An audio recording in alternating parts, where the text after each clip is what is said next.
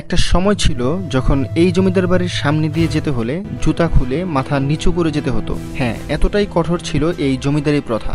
আর এই বাড়ির সামনের রাস্তা দিয়েই হতো ঢাকা, আসাম আর কলকাতার মধ্যে বাণিজ্যিক যোগাযোগ। ঠিকই ধরেছেন, আমি বলছি টাঙ্গাইলের গোপালপুরে অবস্থিত সেই বিখ্যাত হেমনগর জমিদার বাড়ির কথা, যা পরীর দালান নামেও পরিচিত। তো চলুন আজকে আপনাদের নিয়ে ঘুরে আসি ইতিহাসের সেই হারিয়ে যাওয়া অধ্যায় থেকে, যেখানে এখনো মাথা উঁচু করে দাঁড়িয়ে আছে হেমনগরের জমিদার বাড়ি।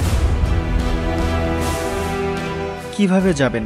দেশের যে কোনো প্রান্ত থেকেই প্রথমে আপনাকে আসতে হবে টাঙ্গাইলে, সেখান থেকে গোপালপুর। যাতায়াতের জন্য দ্রুতগামী বাস আর সিএনজি পেয়ে যাবেন সহজেই। ঢাকা থেকে সরাসরি যেতে চাইলে মহাখালী বাস টার্মিনাল থেকে দ্রুতগামী বাসে গোপালপুর চলে আসতে পারবেন। গোপালপুর বাস স্ট্যান্ড থেকে হেমনগর জমিদার বাড়ির দূরত্ব প্রায় 10 কিলোমিটার। তবে আপনি যদি ব্যক্তিগত মোটরসাইকেল বা গাড়ি নিয়ে আসেন, তাহলে এই ট্রিপটি আরও অনেক বেশি মজার আর ফ্লেক্সিবল করা পসিবল, কারণ পথের দুপাশে আপনি পাবেন মন ছুঁয়ে যাওয়া প্রাকৃতিক গ্রাম বাংলার সৌন্দর্য। গোপালপুরের নন্দনপুর বাস স্ট্যান্ড থেকে আমরা এখন চলে আসছি সরাসরি নবগ্রাম বাজারে। আর আমার পিছনে আপনারা দেখতে পাচ্ছেন এখানে একটি বিলবোর্ড দেওয়া আছে, যেখানে আপনারা হেমনগর জমিদার বাড়ির রুটটি দেখতে পাচ্ছেন একদম সোজা, এবং হাতের ডান দিকে দেখতে পাচ্ছেন জগন্নাথ ঘাট এবং 201 গম্বুজ বিশিষ্ট মসজিদ। তো আপনারা এখানে আসলে কিন্তু এই দুইটা স্পটে ঘুরতে পারবেন।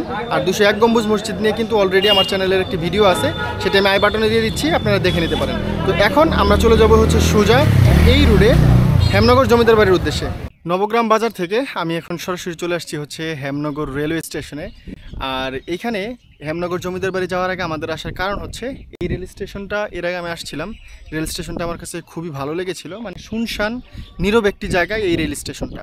তো আপনারা যারা এই হেমনগর জমিদার বাড়িতে আসবেন, তারা কিন্তু এই রেল স্টেশনটাও ঘুরে যেতে পারেন। তো আপনারা আমার পিছনে পরিবেশটা দেখতে পাচ্ছেন, খুবই সুন্দর এবং খুবই নীরব নিরিবিলি একটা রেল স্টেশন। এই হেমনগর স্টেশনের একদম সামনের যে ল্যান্ডস্কেপটা আপনারা দেখতে পাচ্ছেন, এদিকে কিন্তু দিগন্ত জোড়া ধান ক্ষেত, প্লাস হচ্ছে এইখানে একটা লেকের মতো আছে। এইখান থেকে শুরু করে একদম এই দিক পর্যন্ত অনেকটুকু জায়গা জুড়ে কিন্তু এই লেকটা, আর সামনে হচ্ছে এরকম ধান ক্ষেত। সো আপনারা যারা আসবেন এই হেমনগর জমিদার বাড়িতে, তারা একটু চাইলে যারা রেল ফ্যান আছেন, তারা কিন্তু এই রেল স্টেশনটা একটু ঘুরে যেতে পারে। তো এখন আমরা এখান থেকে সরাসরি চলে যাব হেমনগর জমিদার বাড়িতে। ভিউয়ার্স, আমরা অলরেডি চলে এসেছি হেমনগরের শিমলাপাড়ায়, যে দ্বিতল বিশিষ্ট পরীর দালানটি অবস্থিত বা হেমনগর রাজবাড়িটি অবস্থিত। সেখানে আমার পিছনে আপনারা সেই পরীর দালানটি দেখতে পাচ্ছেন। মূলত এটি হচ্ছে 1890 সালে হেমচন্দ্র চৌধুরী নির্মাণ করেন। এর আগে 1880 সালে তিনি মধুপুরের আমবাড়িয়া রাজবাড়ি থেকে সুবর্ণখালীতে তার নতুন রাজবাড়ি স্থাপন করেন। এই জমিদার বাড়িটি কিন্তু এখন প্রায় মূলত এখানের যে তৎকালীন যে কারুকার্যগুলো ছিল, সেগুলো কিন্তু অনেকগুলাই নাই। তো আপনারা দেখতে পাচ্ছেন আমার এই পাশে একটি পিলারে কিছু কারুকার্য আছে, আর এই পাশের পিলারটিতে কিন্তু একদমই ওই ধরনের কোনো কারুকাজ নাই এবং সব খসে খসে পড়ছে। আর দেয়ালের যে কাজগুলো ছিল আপনারা দেখতে পাচ্ছেন, এখানে যে রঙিন কাঁচ দিয়ে যে ডিজাইন করা হয়েছিল এই রাজবাড়িতে, সেগুলো কিছু কিছু পিলারে থাকলেও অনেকগুলো পিলার থেকেই কিন্তু সেগুলো খসে খসে পড়ে গেছে। এবং আমার পিছনে যে আপনাদের রুমগুলোকে আমি দেখাচ্ছি, এগুলোর কিন্তু অনেক জায়গায় হচ্ছে ইটও প্রায় খুলে খুলে পড়ে যাচ্ছে। আর বর্তমানে এই রাজবাড়িটি কিন্তু হচ্ছে একটা হেমনগর কলেজ হিসেবে ব্যবহৃত হচ্ছে।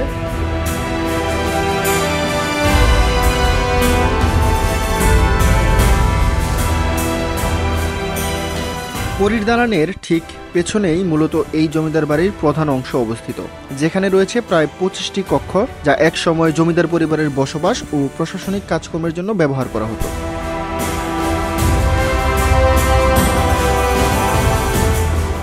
জমিদার হেমচন্দ্র চৌধুরী প্রথমে 1880 সালে গোপালপুরের সুবর্ণখালীতে যমুনা নদীর তীরে তার রাজবাড়ি প্রতিষ্ঠা করেন। সুবর্ণখালী ছিল একটি ব্যস্ত নদীবন্দর, যেখানে কলকাতা ও আসাম থেকে স্টিমার আসত। কিন্তু পরবর্তীতে যমুনা নদীর ভাঙনে সেই রাজবাড়ি পুরোপুরি বিলীন হয়ে গেলে তিনি 1890 সালে এই হেমনগরে নতুন রাজবাড়ি নির্মাণ করেন, যা আজ পরীর দালান নামে পরিচিত।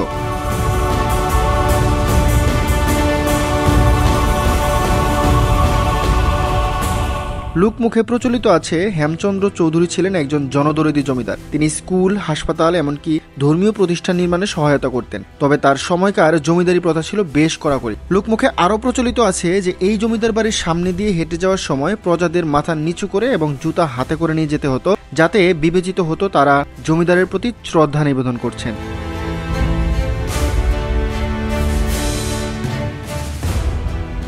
বর্তমানে জমিদার বাড়ির মূল ভবনগুলো এখনো টিকে আছে, তবে দীর্ঘদিন ধরে সংস্কার না হওয়ায় সেগুলোর অবস্থা বেশ নাজুক। ভবনের পেছনে রয়েছে একটি সরু সিঁড়ি, যেটি দিয়ে ছাদে ওঠা যায়, কিন্তু ছাদটি এখন অত্যন্ত ঝুঁকিপূর্ণ।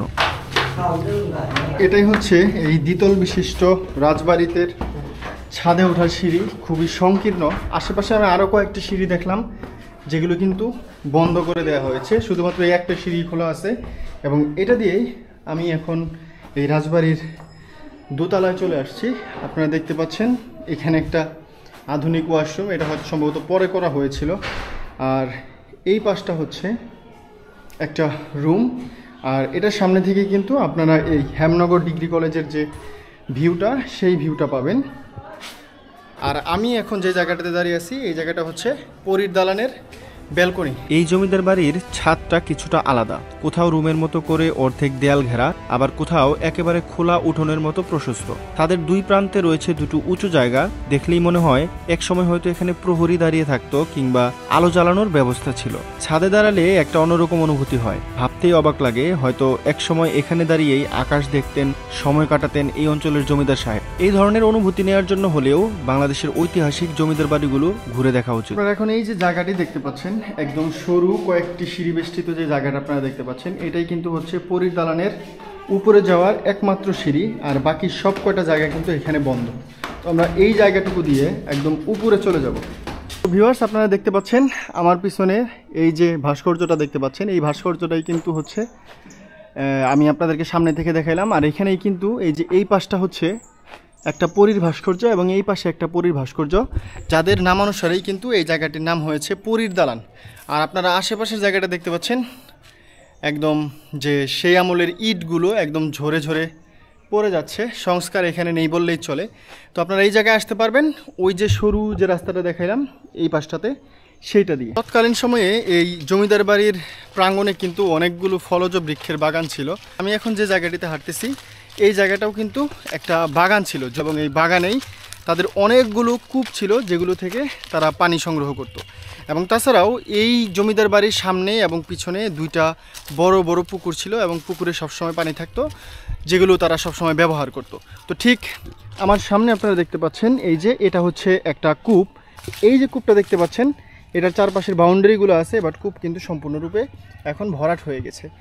আর এইদিকে ঠিক ওই যে দূরে আরেকটি কূপ আছে, যেটার মাঝখানে এখন হচ্ছে একটা গাছ দেখা যাচ্ছে, মানে ওইটাও এখন অলরেডি ভরাট হয়ে গেছে। এই জমিদার বাড়ির বয়স কিন্তু খুব বেশি না, 1890 সালে এই জমিদার বাড়িটি প্রতিষ্ঠা করা হয়েছিল। এর থেকেও অনেক পুরাতন জমিদার বাড়ি কিন্তু আমাদের এই টাঙ্গাইলে বা বাংলাদেশের বিভিন্ন জায়গায় আছে, যেগুলো সংস্কার করে খুবই ভালো একটা পর্যায়ে রাখা সম্ভব হয়েছে। বাট এই জমিদার বাড়িটা সংস্কারের অভাবে একদমই ধ্বংস হয়ে গেছে এবং ভিতরে এত পরিমাণে বাজে অবস্থা যে মানুষের মলমূত্র আসে ত্যাগ করে এই জমিদার বাড়ির ভিতরে। আসলে আমাদের দেশে অনেক জায়গায় ছড়িয়ে ছিটিয়ে এরকম অনেক জমিদার বাড়ি আছে যেগুলো সংস্কারের অভাবে প্রায় সবই ধ্বংস হয়ে গেছে। বাংলাদেশ প্রত্নতত্ত্ব অধিদপ্তর যদি এই সব জমিদারি বাড়িগুলোর সংস্কারের উদ্যোগ নিত বা সংরক্ষণের উদ্যোগ নিত, তাহলে কিন্তু অনেক বিদেশি পর্যটকও আমরা আকৃষ্ট করতে পারতাম। কারণ এই ধরনের জমিদার বাড়ি শুধুমাত্র ইন্ডিয়ান সাবকন্টিনেন্টেই দেখা যায়, অন্যান্য দেশে কিন্তু এই ধরনের জমিদার বাড়ির দেখা খুব একটা পাওয়া যায় না। জমিদার বাড়ির সামনের বড় পুকুরটি এখনও বিদ্যমান, তবে এক সময় যে ঘাটগুলো থেকে পানি তোলা হতো বা বসে সময় কাটানো যেত, সেগুলো আজ ভেঙে পড়েছে, হারিয়েছে পূর্বের জৌলস।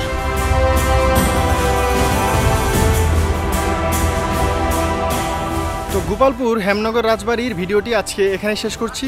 ভিডিওটি কেমন লাগলো অবশ্যই কমেন্ট বক্সে জানাবেন। আর দেখা হচ্ছে নেক্সটে আপনাদের সাথে অন্য কোনো ভিডিওতে, অন্য কোনো প্লেসে। সে পর্যন্ত সবাই ভালো থাকুন, সুস্থ থাকুন। আল্লাহ হাফেজ।